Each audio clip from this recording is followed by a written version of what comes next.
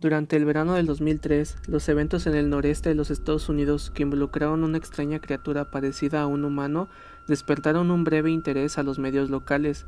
Antes de que se promulgara un apagón, se dejó poca o ninguna información intacta, ya que la mayoría de los relatos escritos y en línea de la criatura fueron misteriosamente destruidos. Principalmente enfocados en el estado rural de Nueva York, los testigos autoproclamados contaron historia de su encuentro con una criatura de origen desconocido. A principios del 2006, la colaboración había acumulado cerca de 2 docenas de documentos que datan del siglo XII y la actualidad, que abarcan 4 continentes. En casi todos los casos, las historias fueron idénticas.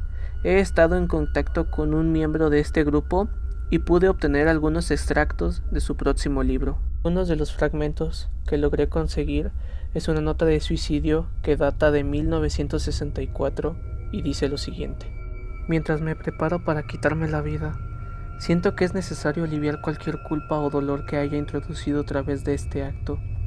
No es culpa de nadie más que de él. Por una vez desperté y sentí su presencia, y una vez más desperté y vi su forma. Una última vez que desperté, escuché su voz y lo miré a los ojos. No puedo dormir sin temor a lo que pueda experimentar después de despertarme. No puedo despertar nunca. Adiós. Otro de los extractos que logré obtener es un diario personal escrito en ruso con fecha de 1880 y se puede leer lo siguiente: he sentido el más grande de los miedos. He experimentado el terror más absoluto. Veo sus ojos cada vez que cierro los míos. Están huecos, vacíos, negros como la noche. Me vieron y me perforaron. Su mano mojada, su voz. No puedo dormirme. Pero el extracto que llamó mucho mi atención fue uno de un testigo en 2006. Hace 3 años acababa de regresar de un viaje de las cataratas del Niágara con mi familia, el 4 de julio. Hace 3 años acababa de regresar de un viaje desde las cataratas del Niágara con mi familia, el 4 de julio. Estábamos todos muy agotados después de un largo día conduciendo, así que mi esposa y yo pusimos a los niños en la cama y nos fuimos a dormir. Aproximadamente a las 4 de la mañana me desperté pensando que mi esposa se había levantado para ir al baño. Aproveché el momento para recuperar las sábanas, solo para despertarlo en el proceso. Disculpé y le dije que creí que se había levantado de la cama. Cuando se volvió para mirarme, jadeó y levantó los pies del final de la cama tan rápido que su rodilla casi me tira fuera de la cama. Luego me agarró y no dijo nada. Después de adoptarme en la oscuridad, por medio segundo, pude ver qué causó la extraña reacción. A los pies de la cama, sentado y de espaldas a nosotros, había lo que parecía un hombre desnudo, o un gran perro sin pelo alguno. La posición de su cuerpo era inquieta y antinatural, como si hubiera sido atropellado por un automóvil o algo así. Por alguna extraña razón, no me asusté instantáneamente, sino que me preocupé más por su estado en el que se encontraba. Mi esposo me estaba mirando, por encima del brazo y la rodilla, metido en la posición fetal, mirándome de vez en cuando antes de regresar a la criatura.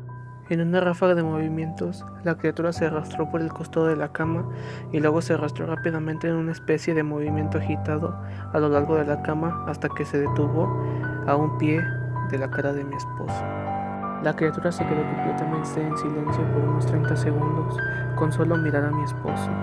La criatura luego se puso una mano en su rodilla y corrió hacia el pasillo que conducía a la habitación de los niños. Grité y corrí hacia el interruptor de la luz, planeando detenerlo antes de que lastimara a mis hijos.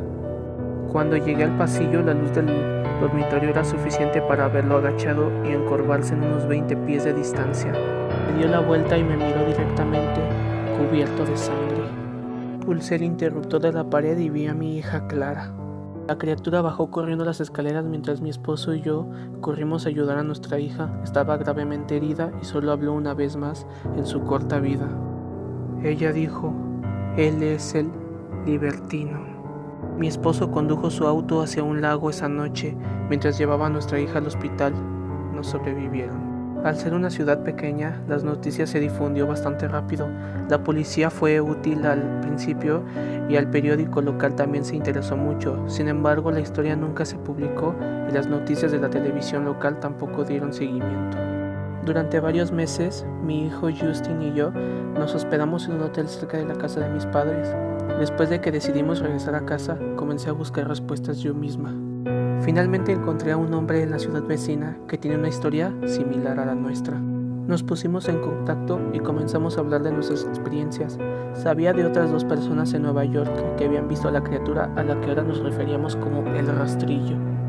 A los 4 nos llevó 1 o 2 años completo cazando en internet y escribiendo cartas para obtener una pequeña colección de lo que creemos que son los relatos del rastrillo. Ninguno de ellos dio detalle, historia o seguimiento. Un diario tenía una entrada que involucraba a la criatura en sus primeras 3 páginas. Nunca lo volvió a mencionar. El diario de un barco no explicaba nada del encuentro, solo decía que el rastrillo les dijo que se fueran. Esa fue la última entrada en el registro. Sin embargo, hubo muchos casos en los que la visita de la criatura fue una de una serie de visitas con la misma persona. Varias personas también mencionaron que les habló, incluida mi hija. Esto nos llevó a preguntarnos si el libertino nos había visitado antes de nuestro último encuentro. Configuré una grabadora digital cerca de mi cama y la dejé encendida toda la noche, todas las noches durante 2 semanas.